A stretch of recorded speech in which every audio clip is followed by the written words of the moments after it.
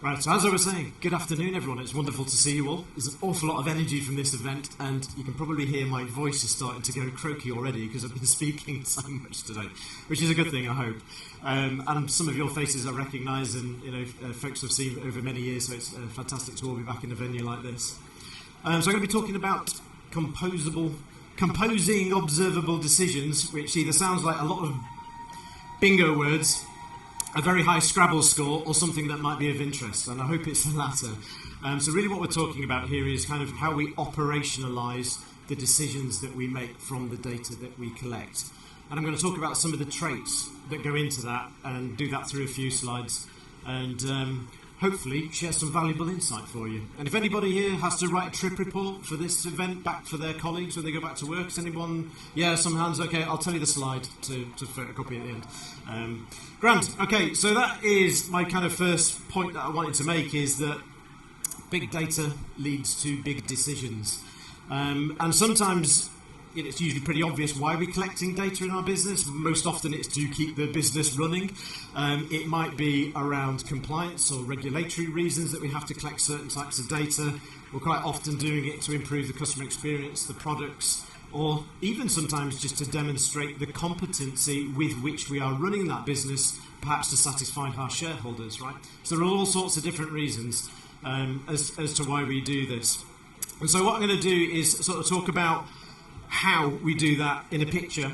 So that visual is what we use at SAS. That's kind of our business model, if you like, or a framework that we follow when we talk to customers about how we help you. So on the left-hand side, far side, that's your data. Whatever structure that is in, whatever data source that is in, you will be asking some question about that data, or you have some problem to solve, or some hypothesis that you want to investigate, and you need to go through that process of accessing that data, organising it so it's appropriate for analytics, doing those analytics, whatever they are, and then on the right-hand side you reach some decision. Now you might use different language, but you will recognise that model. You will be able to apply it to your business.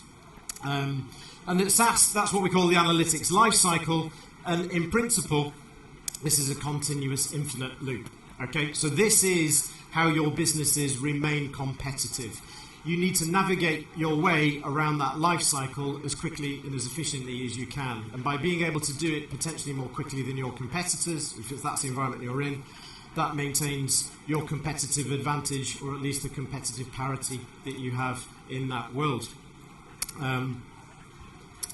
It also means, one of the analogies we often use here is a bit like a Formula One racing circuit, right? You're trying to kind of get round faster than all the competitors. And if you're into motorsport and you understand that, you would probably also know that you need to do that consistently. Okay, so it's not just about speed, it's about being able to understand why you did something, be able to reproduce that in the future if you have to, and be able to kind of perhaps potentially justify things that were done, and simulate what will happen if you're making new changes to your business before you deploy them. All of these attributes or traits are appropriate here. So composing observable decisions, as I always do with these things, it's not just internal information that I've lifted from SAS. I've looked at outside, so I look at what industry analysts talk about when they define this, and a lot of these terms do come from the likes of Gartner, McKinsey, and so on, right? So I looked at composing. What do we mean by composability? And there are 4 traits that you might look for if you're going about this in your organisation that I put up there. So we've got modularity, autonomy, orchestration, and discovery. And I'm going to drill into each of those in a minute, but those are the kind of principles with which we want to go about building and making use of the skill sets that we have in our organisations, which are going to be massively diverse, not all centred on one analytical technology, one data technology, or potentially even one cloud technology. So we've then got observability, and this, I always, when I'm speaking to customers of SAS, I talk about this in 2 types. So there is responsibility both on IT and the business for observability. So in the IT world, we're often concerned with who is accessing an environment, when they access the environment, what table was it they got into, what did they do with that data, potentially how much compute processing power did they consume for how long. Those types of questions become quite relevant when we look at forecasting demand for compute resources, the integrity and the security around our environment. On the business side, we talk about observability from the perspective of how can we help the CEO or the CFO of our organisation sleep at night? Because it's not just decision making that's potentially business rules. We're talking about introducing AI into that mix. We have AI and decision making together. There are now much more complex reasons why decisions might get made. So how can you have transparency over that process? And that observability bit is a business responsibility predominantly. So that's one of the areas we'll drill into in the traits around that area. And decisioning itself is how these things converge. That's the point we're trying to make here, is these things all come together, orchestrated, architected, created, or composed by potentially different areas of your business and different skill sets and expertise. And it's about being able to do that without having to write lots of complicated code to integrate things, having lots of challenges. When versions change of either underlying Kubernetes technologies right through to software technologies, or potentially the component parts of your decisioning process, you need to have that transparency over what is running now and what was running when, and what impact will something have if I make this change in the future. Okay, so I'll drill into those in a little bit more detail. So composability, I've put those 4 traits up. And the modularity part, top left, first and foremost, that might mean different things. Okay, that might mean data expertise, pulling data from any vendors that are out here today and the expertise that goes into those resources. But it also might mean the expertise that you have around analytics to produce things. And one of the kind of provocative questions I have when I talk to leaders in business today, they talk about, can your software support this programming language, or how do you work with this programming language? And I usually respond by saying, why are you programming? Okay, and it's provocative, but we're trying to make people think about the hierarchy of no code, low code, and then potentially pro code. And I would say that a lot of the software will do a lot of what you want to do without you having to write any code at all. So that means you've got much more transferability between skill sets as people change and as requirements evolve. The reality is, we all know that you will almost certainly need to code at some level to do the most dynamic and the most sophisticated things. And so the way I sort of talk about the programming languages now is it doesn't matter if it's SAS or it's Python or it's R or it's Java or Lua if you're in that industry. It's a lever to operate the computer, and that's what we should be considering programming languages as today. Everyone will have different skill sets amongst us in this room, and some of you have seen in this room, you've seen my Python programming already. It's pretty weak. Okay, I could do SAS quite well, and I could sort of do Java, but I would want to use my expertise in a way that didn't compromise the integrity and the transferability of a solution that was then built, or a data product that was then built in the future. So that's what we mean by modularity. So we exploit the expertise that we have in the organisation. The autonomy is really then about how we're able to make sure there's no interdependencies between these products or component parts when we've built them. So we're trying to build them in isolation, but also in a way that we can easily snap them together. And that's a very similar kind of concept to the way cloud software is developed entirely today. So we think about microservices, and those are units of functionality which can be updated independently of anything else that works with it. So the principle applies here when we're getting down to the business decision level. We're leveraging all of that cloud technology. And usually at this level, it's pretty opaque to us. We don't really care about what cloud provider it happens to be or what database vendor it happens to be. We're making use of analytics that's going to drive some sort of decisioning process for us in that organisation, or in your organisation. So we want to make sure there's no interdependencies that would cause a change in one component to break another component. And then we do need to snap these things together. So this is where we talk about orchestration. Orchestration is very much about having an environment where the assets or the objects that have been built are able to be brought together quickly and easily without any specialist skills, and ideally without writing any code whatsoever. This is one of the things I portray a lot. McKinsey actually talk about this quite a lot, is that a lot of the analytics that's developed never actually makes any difference to the business that you developed it for in the first place. There's some figure that talks of about 2/3 of models that are developed never leave the workbench. And a lot of the cause of that is not will or intent, it's the ability to go from that development environment into production. So how do you run that last mile of your model development process, publish and operationalize it? And that might be a DevOps process that you need to integrate with, or whatever testing you need to do to go from the asset that you've developed to what's operational. And in years gone by, and I say in years gone by, still do come across this sometimes. You know, I'll go to an organisation and say, well, we've built an asset or a model, and we've done that in SAS or even in another language, and to operationalise it, we transfer it to IT, where IT will completely rewrite that same model in a totally different technology. And it's not that uncommon. I see smiles around the room because you will have experienced it. The challenge with that then is you have a tremendous latency between the asset you've built, its relevance, and I've seen cases of 6 to 9 months before that's live. The challenge with that then is that asset has decayed. It's not as relevant as it was when you first set out to deploy that model. So you need to shrink the timescale between developing an idea, having that idea, and running that in operational. And that's where publishing these assets and being able to orchestrate them and put them together in a simple, unified way is the key strength that we look for here. But then there's also discovery, because once you've built something and you've deployed it, and certainly if you're working with the business, the first thing they'll probably do is come back and go, we've had another idea, or actually we've now noticed X and we want to be able to explore something and improve it. So the ability to not constrain people with a black box that you might have developed is then about how can you actually understand what's going on within that process as it's running. So the ability to interrogate your data, for nothing to be black box, to be able to get out source code is one of the most important parts of the transparency aspect, and then be able to develop that process and republish. So let's talk about observability in a moment. There we go. 3 things that I talk about here are firstly quality decisions. And really this is around that accountability point. And I've said, you know, how do you help the people that are ultimately responsible kind of sleep at night? And one of the anecdotes that I've had, and that actually happened, is somebody came to me and said, I've had a situation where one of our customers has phoned up. They've said, my neighbour received a flyer offering an incentive for a product that I didn't receive. My neighbour is exactly the same type of customer as me. I subscribe to the same type of service. Why didn't I get it? So to be able to answer that, immediately the fear starts going of Data Protection Act, subject access requests, so on and so forth. What information led to that outcome?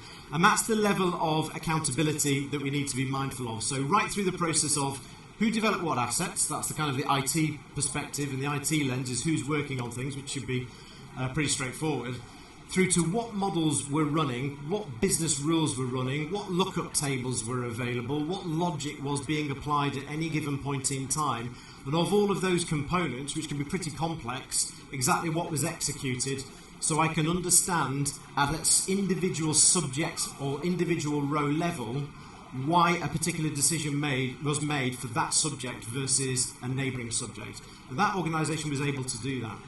So you're also looking at observability from the perspective of, you might want to roll something up. So we might use things like Sankey diagrams, typically what we do, to visualise the proportions of data that are running through different sets of rules in your decision flows. Okay, so a decision flow is probably something you're constructing of artificial intelligence, of the actual logic that would probably govern exactly when that's running. Faster decisions, and that's not just about the speed of making a decision. Often we talk about real-time decision making today. That is happening right now, I guarantee that. If there's almost certainly a number of you in this room will be a banking customer, and every time you swipe your card, a fraud check is being made in less than 30 milliseconds to confirm that that's probably not a fraudulent transaction. That's happening in our technology right now. That's not at all in any way associated with a platform that designed those types of checks. So the speed is one thing. Batch is often quite sufficient for a number of other organisations as well, and everything in between. So actually, do I need to deploy this kind of technology in stream? Do I need to deploy it in the database? Or is just an in-memory process as an API endpoint quite satisfactory from what I'm looking for? But we also look at performance in terms of how we're able to satisfy business change and business requirements. So new requirements come online, new requirements evolve. How quickly are we able to satisfy those requirements? How frequently are we able to make new releases which either modify an existing process or enhance a process? And that process might ultimately be delivering a product or service. Okay. So that's what we talk about when we think about faster decisions and productivity. And the last point on here, I'll be totally honest, I've got no idea why a bending, stretchy person has got anything to do with effective decisions. I think I forgot to change something in the slide template. Okay. But effectiveness isn't yoga. Effectiveness here, what we mean is a lot of decision-making processes, people run to the kind of concept of kind of real-time or near real-time decision-making. Some information comes in flight, we make a decision about what to do. A credit card application comes in, I phone up a service centre, a call centre. This is the third time I've called today, so it's actually quite likely that customer wants to be accelerated to a particular point on that customer journey, so I can make that decision because I know something about that customer from something they just punched into the keypad when they do their verification identification process. Effective decisions is not just about making use of the data you've captured in real time, it's about being able to reach out to collect data that you have stored historically about that subject or subjects. So that might mean literally data that's stored in a database somewhere. So that is the ability, therefore, to take information in flight and enhance that or augment that with information that we have potentially offline, which has a potential number of consequences if you're thinking about real-time decisioning. So their architecture and the efficiency of what you're doing is extraordinarily important. But a lot of these kind of near real-time decisions actually benefit tremendously from that. The example of phoning up a call centre is actually one of those. In reality, understanding why somebody's calling is likely to be the result of information you've collected about that person or subject over a number of days, weeks, months, as well as just what's happened on that telephony system today. And you can expand that example to lots of other use cases in the industries that might be relevant to yourselves. So augmentation means about effective decisions, rich decisions, which means you don't apply something to a customer where they go, that's completely nonsensical, why have I received this information when it's blatantly obvious, if you look over here, that I've actually been talking to you about something else or I already own that product or service. So then we start to bring all of that together, which is decisioning itself. And there are a number of things that we could talk about here in terms of what this really means, but it really is about the convergence of what I've just been talking about, along with some of the practical things that we do. I think at the top left, from memory, I put business decisions. Did I? I put business rules. There we go. So in other words, we never should overlook this. The reality is, there's many AI technologies that people talk about, and as sophisticated as we can get and you can get, often the most integral part of a decision-making process is logic. There are business rules that apply. There might be suppressions about people that you want to select or people you specifically want to include. There might be clever ways you want to segment people. That logic is always used in collaboration with AI. You never use AI on its own, really. But that also boils down then to how do we access data that we might need to look at. Is it streaming data that's coming in a pipe somewhere? Is it in a database? Is it that application that's running it? And we also look at things like reference data. And reference data is quite often, it might be pricing tables, it might be risk scores that have been pre-calculated for whatever reason. But those reference tables are also versionable. And everything that we're talking about here, each of these component parts could potentially be developed, created by a different team, a finance department, a product department, a marketing department, a risk department, and they contribute to this overall process. And all we're doing is composing through drag and drop with parts that lead to this overall decision flow. And there can be treatments. You might want to experiment with potentially new product mixes or new product marketing messaging, and you want to measure how people respond. So those treatments are things that you define, and again, you might want to run that kind of A/B style testing to understand what's really being effective in your world. And you also might then want to change your decision-making process to reflect what's working and what's not working. Composite AI. So I put composite AI because my experience is increasingly that we talk about machine learning models, we build propensity scores, we build text analytics, and we can take in and infer information from conversational feedback that there might be over a phone or a written narrative. But actually, it's a combination of many of these AI capabilities at the same time that are used in these decision flows. So there's no restraint with that, there's no constraint with that. And in fact, what we see in reality when these flows are running is we often see a hierarchy of decision flows. So there might be one decision-making process that is actually run at the first step of an overall decision-making process. So you can have that kind of nested effect, so repeatable, reusable assets that are tried, trusted and tested by the organisation. And that again, I'm starting to sound like an old man now. I've started to notice of late. I started to, what do we mean by AI? And AI, and you can tell I'm from the north of England as well, because I always say AI like I'm agreeing with you. What we mean by artificial intelligence can be many things. We talk about machine learning, that can be propensity modelling. We often talk about forecasting. We often talk about deep learning. We might talk about operational research and optimization. We might talk about the kind of time series elements that go into forecasting and combining that with machine learning. We might talk about text analytics. All of those fields, or large language models as well today, all of those fields are branches of artificial intelligence which could well be integrated into your decision-making process. And so being able to exploit all of those types of capabilities in a single unified platform is really quite a powerful capability, and that's the ability to execute on that allows you to kind of realize the value of what the promise is of artificial intelligence. Monitoring. And I think I've spoken about this really through observability, but I will also kind of lean on that through the testing and simulation bit. So monitoring is not just that kind of ability to look back and see what happened. We will certainly, within a decision-making process, you will probably want to choose how and where you record the outcome of a decision-making process, as well as actioning it. And I'll talk about actioning it at the end of this slide. So monitoring is very important. So I talked about the kind of Sankey diagrams, kind of do that at a high level. You need to be able to then drill into that so you can see on a row-by-row level or a subject level exactly what's going on for all of the data inputs that are causing that algorithm to run and see that output. You also then kind of get into the simulation and testing area where, as you make changes to that, or before you deploy something the first time, you might want to kind of look at effectively a what-if scenario. I might want to input some specific sets of data to validate and test what's going to happen with that decision flow when it executes for real. I might want to put spurious data in, or I might want to test and understand what will happen with extreme values of data if they went into that algorithm, and understand which branch of my decision-making process is triggered as a result of that. And of course then there's the DevOps process, and that's where across the bottom of the slide there I'm talking about how we integrate and we assess the impact of change before release, but then it's also about how we release that process. All of these assets in my world, they might go into a repository that's unique to SaaS and it sits on the SaaS platform where you are. It might go into a repository in your cloud provider. It might go into your GitHub repository. All of these types of publishing destinations for these assets, which enable you to integrate or to trigger your DevOps process, are really important.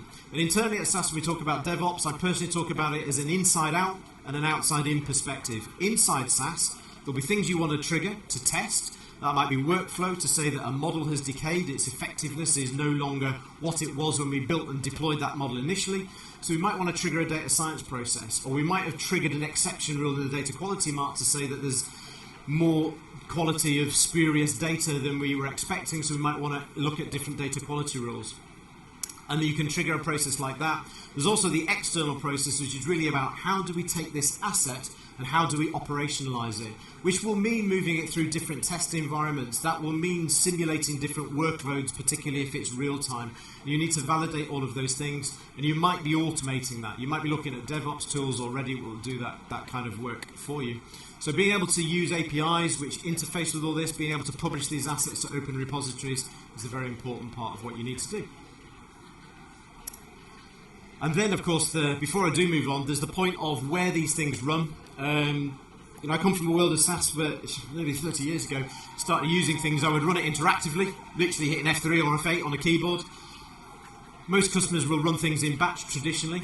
Today, there's the concept of running things as an API endpoint. So literally publish a process or a flow that is a REST API that can be called and run from anywhere. The kind of most common pattern that customers are talking to us about now is running things as a container runtime, which in SaaS we call a SaaS container runtime, but it's a runtime or a container that adheres to the Open Container Initiative. So if you want to run this asset standalone, disconnected from the environment that designed it, you take this decision flow, you publish it to a container repository, which is likely to be in your preferred cloud provider, and from there your DevOps process takes over, operationalizes it. That asset is a SaaS asset, but it's running totally independently of the environment that designed it as an immutable object. And that gives you a lot of ability around scalability, redundancy, and so forth. And that's what we're starting to see most often, and actually opens up a lot of opportunities of interoperability with competing vendors and cooperative vendors with SaaS. So we talk about Snowflake and Snowpark. There's a lot of announcements around that. Same with Microsoft Synapse. And we've even done case studies and examples with Pega as an alternative decisioning system where our analytics is driving a Pega platform. So those are the sort of things you probably didn't expect somebody from SaaS to actually say stood on the stage, but that's an example of the openness that this kind of capability provides. Penultimate slide, and the gentleman that is doing the write-up report wants to get ready with the camera. So I've talked about this really. This is the convergence. We are talking about bringing these types of capabilities together, and if you are leading a team or you're part of a team that's planning this or doing this, these are the kind of traits that we want to see that will lead to successful decisioning teams and successful decisioning processes. Remember that statistic from McKinsey, 2/3 of this stuff never gets off the workbench. It's about how you operationalize. We can all build stats, we can all build queries, SQL queries to databases. The hardest part is getting this out there. And that's something that I think the technology that I work with day in, day out is doing extremely well. Penultimate slide, I've said that before. This is the slide you want to copy. Those three things I think I've said many times, and I'm not going to repeat it for the purpose of giving you the opportunity to ask any questions. But that would be the summary takeaway for your report when you feedback. Those are the traits that make up composable, observable decisioning. And there's a lot of information that I could throw at you, and I don't know, I think I speak too quickly. Some people are laughing. You're more than welcome to come and talk to me about that. We have a stand here today and tomorrow at SAS, and I'm looking forward to this. We've got a load of champagne or Prosecco or something behind there, so come and join me for a glass of Prosecco because I can't wait. And I'm more than happy to show you how this works for real and talk to you in any more detail about that. But otherwise, a short session, and I think a couple of minutes of an opportunity if anybody has any questions. There's a microphone in the middle. If anybody has any questions, please do raise your hand, and the lady will give you the microphone. Okay.